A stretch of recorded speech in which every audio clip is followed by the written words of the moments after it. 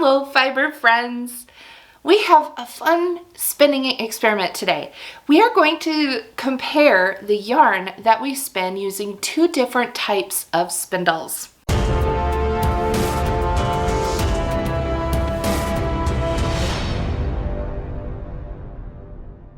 The fiber that I'm using for this experiment was sent to me by Paradise Fibers, and I have an affiliate link for this fiber in the description below. But you can use anything you have in your stash if you'd like to try this experiment along with me.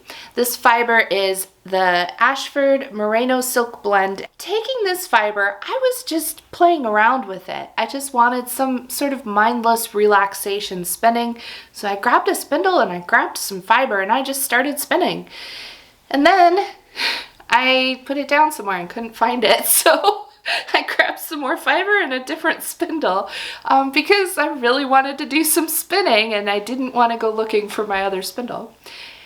And then when I had the two spindles side by side later on, I noticed something. I was producing different yarn with each spindle. And so there's the inspiration for this little observation experiment, looking at how the yarn comes out differently. Now, I want to be very clear here. The spinner determines the yarn, but the tool can influence how that yarn comes out. So could I force the same yarn from the different spindles? Yes, I could. I could make it be the same. But because I was in this sort of just state of relaxed spinning, where I was just sort of default spinning, you could say, I was allowing the tool to have more of an influence on the yarn than I might if I was specifically spinning for a very dedicated purpose. And I think that's where this experiment really came from, and I just noticed and thought, oh, look at this, we have a difference. And how cool. Let's explore that. So first, I'm going to show you the technique I was using for each of these spindles. I'll show you how I was spinning with the drop spindle and with the Turkish spindle. And then I'm going to take these yarns off, put them side by side, and we will look at the wraps per inch. Then I want to talk about why this might be happening and how you can look at your spindles to say, this spindle might be better for one thing versus another. Because why not use the tool that helps us get the yarn we want, right? Okay, let's get spinning. The first spindle I'll be spinning with is a drop spindle, and it has a pretty cool whorl. This is, I believe, a Tiffany stone whorl. It's a type of fluorite, and so this is it's like a rock. It's heavy, and this weight does affect the spin, as we will see in just a moment. But it is a really pretty spindle to spin with. So if we have any rock hounds out there, please tell me if I've identified this correctly, if this is a type of fluorite, or if it's something else. Let me know in the comments. So this is how I'm going to spin with this spindle, using some of this Merino Silk Blend. This spindle gets a very fast twist going, like very fast. And so I need to be able to draft quickly to keep up with the twist I get from the spindle. And so for this blend of fiber, spinning from the fold has been working the best for me. Just get it going here. And I love running the spindle off my leg because it just gives me so much fast twist, and it's almost like I can feel with the tension and the vibration of the spindle twisting, I can feel it's like it makes the fiber hum while I spin. I think it's the coolest thing. It's just really neat. So when I give this spindle a flick, I am getting a lot of twist very, very, very quickly. So I flick it here to get a length going. And then once I have a little length of fiber, I run it off my leg and get a lot more twist. And then I can quickly pull out a longer length of yarn. from the fold. Just like that. And I realize I'm reaching my arm up quite a lot. That may not be comfortable for everyone, but I found that that's almost necessary because of the amount of fast twist I'm getting in this spindle. I have to reach up to get that twist to spread out and even out across the yarn. Otherwise, it builds up too quickly and I have a shorter length with too much twist, and then it just starts to kink up, and I don't like that. So, do that. Give it that extra burst of speed there.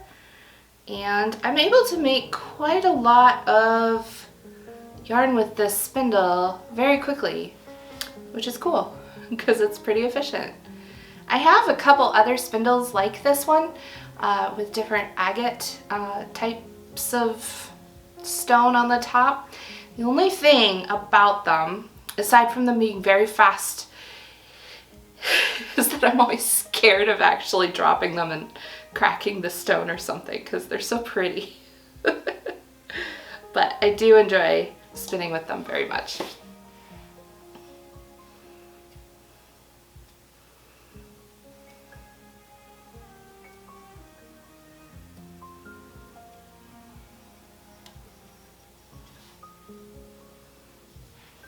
Let's talk about spinning with a Kierman, or a Turkish style spindle. This one is made by Snyder Spindles, and it has some little cutouts of sheep. They're getting covered up by the yarn. If you can see in there, there's little sheep cutouts, which I think are just adorable. It is one of my favorites, and so if you've seen a lot of videos on my channel, you've probably seen me pull this spindle out. I really enjoy spinning with this spindle. So let's spin up some of this merino silk blend and see what kind of yarn we get. I'm spinning the same kind of way with this one, with just pulling a lock and putting it over my finger, getting it going, and then I kind of take my finger out. I keep it folded over. It's still spinning from the fold. It works. Works well.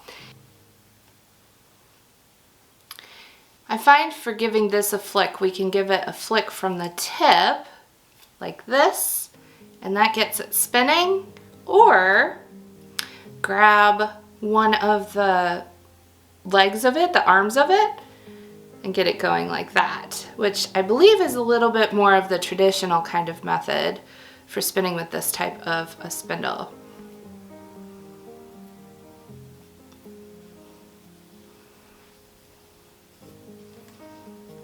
When I wrap the fibers onto this type of spindle, I go over 2 under 1, over 2 under 1, which you don't have to do, but it just looks so pretty. Why not? And then we get a lovely center pull ball at the end of it when we pull the turtle off of those cross arms there. So, here we go again. Get that going.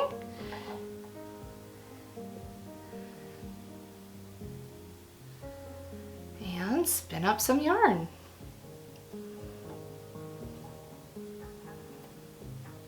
With the magic of editing, let's put these two spindles side by side and just take a look at the speed, the amount of twist that these spindles are adding to the yarn.